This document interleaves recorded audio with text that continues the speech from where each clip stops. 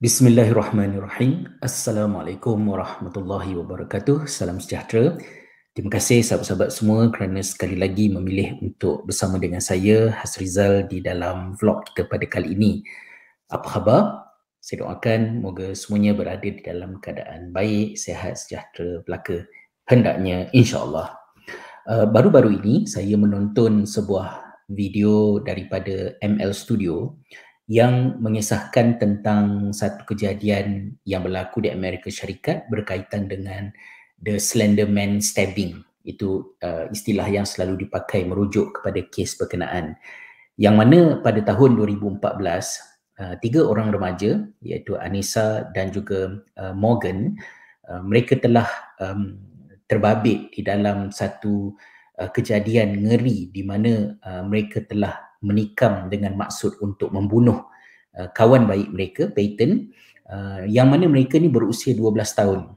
Motif Anissa dan Morgan menikam lebih daripada 20 kali untuk membunuh Peyton ini adalah subjek yang membimbangkan kita dan amat menghairankan, iaitu mereka cuba untuk membuktikan tentang harga diri mereka, mengapa mereka patut diterima oleh satu watak fiksyen yang mungkin sebahagian besar daripada anda mengenalinya, iaitulah The Slender Man. Bagi kita yang mendengar peristiwa ini, benda-benda yang macam ini, mungkin ada di kalangan kita yang ketawa, ya, rasa macam kelakar lah, ini adalah benda mengarut, benda merepek yang dibuat oleh remaja. Tetapi bagi para pendidik dan juga penyelidik, ya, khususnya yang berkaitan dengan perkembangan minda kanak-kanak remaja, ia adalah merupakan satu kejadian yang amat orang putih kata disturbing, ya, sangat membimbangkan kita. Menggunakan internet, online gaming, media sosial untuk grooming individu-individu tertentu dan juga pelbagai lagi bentuk manipulasi minda bukanlah satu perkara baharu. Ianya sudah berlaku lebih awal sebelum daripada wujudnya media sosial. Dalam pengalaman peribadi saya ketika di zaman student dahulu, saya masih ingat satu kejadian di mana seorang pelajar Malaysia begitu mempercayai bahawa dia sedang direkrut oleh seorang perisik yang dari semasa ke semasa menghantar arahan kepada beliau sebagai persediaan untuk misi besar mereka, iaitu membunuh seorang lagi pelajar Malaysia. Kejadian itu sangat menggemparkan di mana pelajar ini secara remote, ya, dia menerima arahan demi arahan untuk dia melakukan pelbagai bentuk latihan lasak dalam bentuk 2B sebagai persediaan sebelum sampai hari untuk misi mereka itu dilaksanakan. Dan kemudiannya beliau telah menggunakan serbuk kaca dan cecair peluntur, klorok tu, untuk dimasukkan ke dalam tangki air rumah pelajar yang disasarkan untuk dibunuh tersebut. Perkara ini adalah perkara yang mungkin masa dulu kita terkejut, kita hairan memikirkannya. Saya juga rasa macam tak percaya ketika kejadian tersebut berlaku. Tetapi bila kita dah meningkat dewasa, umur kita dah 40-an, 50-an, bila kita terutamanya terbabit di dalam pendidikan, banyak hal seumpama ini menimbulkan tanda tanya dan rasa terdesak kepada kita untuk terus berusaha memahami bagaimanakah ia boleh berlaku, kerana kita tidak mahu hal ini terjadi berulang kali. Dan kita tahu juga bahawa perkembangan media sosial, TikTok, Snapchat, Discord, online gaming di bahagian chat itu banyak mendedahkan remaja, anak-anak pada zaman sekarang ini kepada risiko yang lebih kritikal dan lebih membahaya. Sebab itulah daripada awal, kalau saya dalam pengalaman peribadi, saya termasuk di kalangan ibu bapa yang membuat keputusan untuk memberi kebenaran kepada anak-anak menggunakan telefon pintar mereka sendiri pada usia persekolahan, dan mereka boleh main game. Di rumah kami ada PlayStation, ada komputer, tetapi dalam bentuk yang terkawal, supposedly. Contohnya, saya tidak membenarkan anak-anak untuk main game pada hari Ahad. Ini adalah lanjutan daripada perkembangan semasa mereka di usia awal persekolahan dahulu ketika kami masih di Malaysia, yang mana ada di kalangan anak kami yang tantrum, merosakkan barang, memecahkan barang pada waktu pagi terutamanya, sebelum nak pergi sekolah. So boleh bayangkanlah, kita tengah sibuk, kelang kabut, bersiap nak pergi kerja, mengejar masa, nak hantar anak-anak, tiba ada pula yang meragam, tak nak pergi ke sekolah dan sebagainya. Maka pada masa tersebut, kami telah mendapatkan bantuan daripada pakar psikiatrik kanak-kanak, dan doktor berkenaan mencadangkan untuk kami merekodkan jadual tantrum anak kami itu, dan jelas kelihatan bahawa kebanyakan insiden berlaku pada pagi Isnin, menunjukkan permulaan hari Isnin, bila selepas cuti Jumaat, Sabtu Ahad ataupun Sabtu Ahad tu, bila hari Isnin nak sekolah balik tu, mungkin ada anxiety, ada rasa tidak tenteram, bimbang dengan sekolah, yang menyebabkan ada di kalangan anak kami yang bermasalah. Maka semenjak itulah kami mengaplikasikan peraturan polisi dalam rumah kami. Hari Ahad adalah hari bertenang. Jadi hari Ahad tak boleh main game, tengok TV pun sederhana saja, dan tidur lebih awal untuk mengurangkan stimulasi pada hari tersebut, supaya bila bangkit pada hari Isnin tu lebih tenang. Benda tu banyak membantu, dan dia menjadi sebahagian kemudiannya daripada peraturan ketika saya memberi kebenaran kepada anak-anak untuk main game. So mereka boleh main pada hari Sabtu, mereka boleh main sedikit pada petang Jumaat. Hari sekolah memang tak boleh main, tapi pada hari Ahad memang tak boleh main. Walau bagaimanapun, di peringkat anak-anak pada usia mereka sekolah rendah itu, mereka masih kita boleh kawal, nasihat, berikan pendapat. Saya sendiri sebagai seorang bapa, cuba untuk melengkapkan diri saya ataupun menambah ilmu pengetahuan supaya saya betul-betul memahami bagaimanakah teknologi berinteraksi dengan manusia, apa yang boleh mempengaruhi, kenapa ketagihan boleh berlaku apabila main game, dan hal-hal yang seumpama dengannya. Tetapi dan dengan pengetahuan tersebut, saya berharap agar nasihat-nasihat yang saya kemukakan kepada anak-anak boleh membantu mereka untuk mendapat panduan, dan mereka faham bahawa ayah mereka dan juga mak mereka bila memberikan nasihat, dia bukan bebelan kosong, tapi dia adalah knowledge base. Buat research, saya study sampai ke Finland untuk memahami tentang bagaimanakah otak manusia belajar, kan, bagaimanakah emosi terbabit di dalam pembelajaran dan sebagainya. Tetapi semakin mereka meningkat ke usia remaja, ia menjadi semakin mencabar.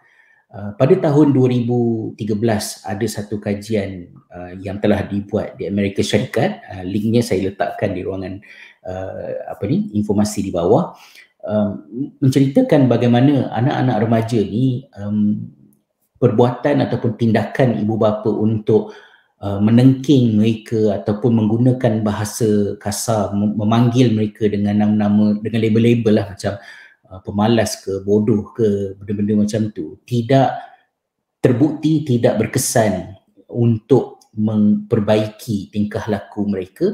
Malah yang terhasil adalah implikasi sebaliknya, iaitu dia semakin menjadikan mereka agresif, kasar, liar dan sebagainya. Dan ini selari dengan perkara yang telah diperingatkan jauh lebih awal oleh Al-Qabisi, ya, ilmuwan Islam yang menulis tentang pendidikan, yang memberikan peringatan supaya guru-guru dan juga ibu bapa untuk tidak menggunakan perkataan seperti monyet ataupun ya, macam monster dan sebagainya ke atas remaja, kerana ini merosakkan jiwa mereka, merosakkan perkembangan diri mereka. Tetapi nasihat-nasihat seumpama ini bukanlah satu benda yang mudah untuk ibu bapa memberikan komitmen penuh kepadanya, kerana kita harus faham dinamik di antara ibu bapa dengan anak-anak, terutamanya bila anak-anak ni meningkat remaja kan.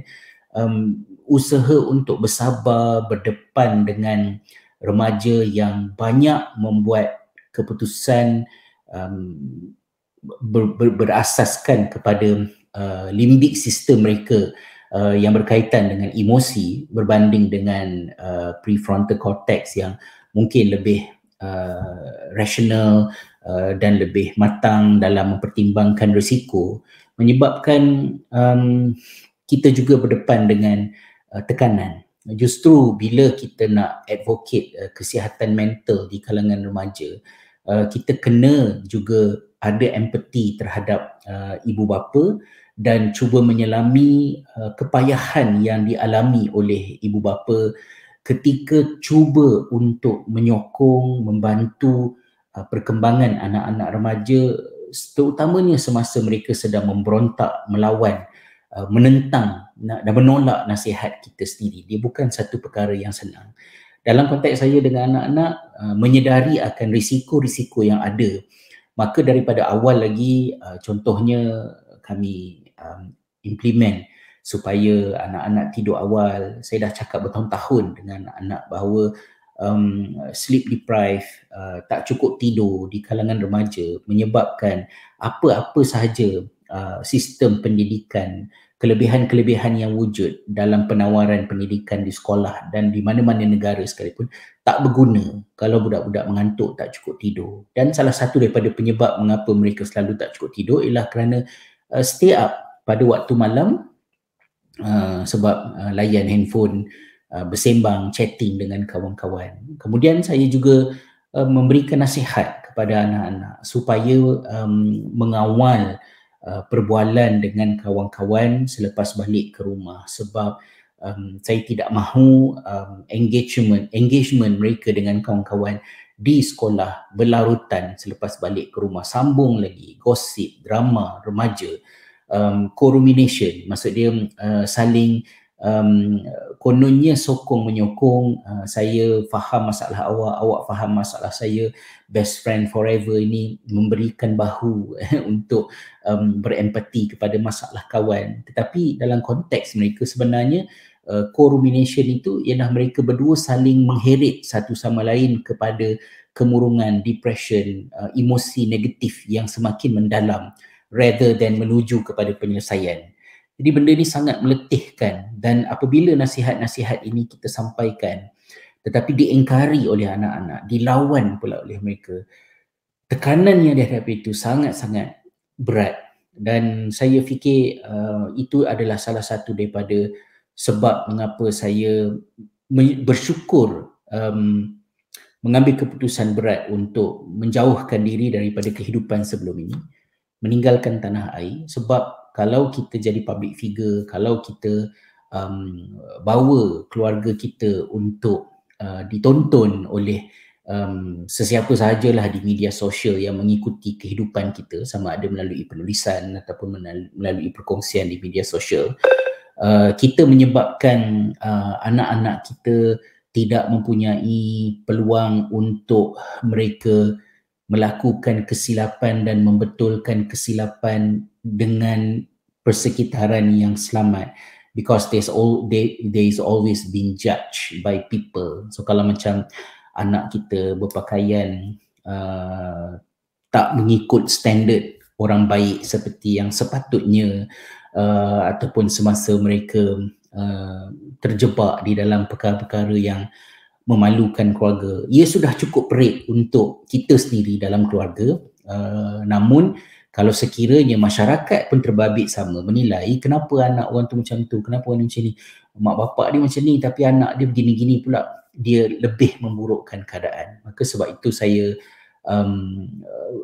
berharap agar keputusan kami untuk berpindah jauh daripada Malaysia sebenarnya bukan jauh daripada Malaysia, tapi jauh daripada kehidupan kami sebelum ini, dapat membantu untuk anak-anak kami yang juga manusia biasa sama macam remaja-remaja yang lain, untuk mereka semasa melakukan kesalahan, saya bersabar, isteri saya bersabar, cuba untuk terus menyokong, bukan satu perkara yang mudah, namun mereka dapat belajar membetulkan kesilapan mereka dalam keadaan mereka tidak perlu berdepan dengan mulut-mulut netizen, cakap-cakap orang keliling, termasuklah juga mungkin extended family, saudara mara yang suka membawang dan membanding-bandingkan di antara seorang dengan seorang yang lain, kerana akhirnya yang kita mahukan adalah mereka berhasil membesar sebagai individu yang sejahtera dan akhirnya diredai oleh Allah Subhanahu Wa Taala.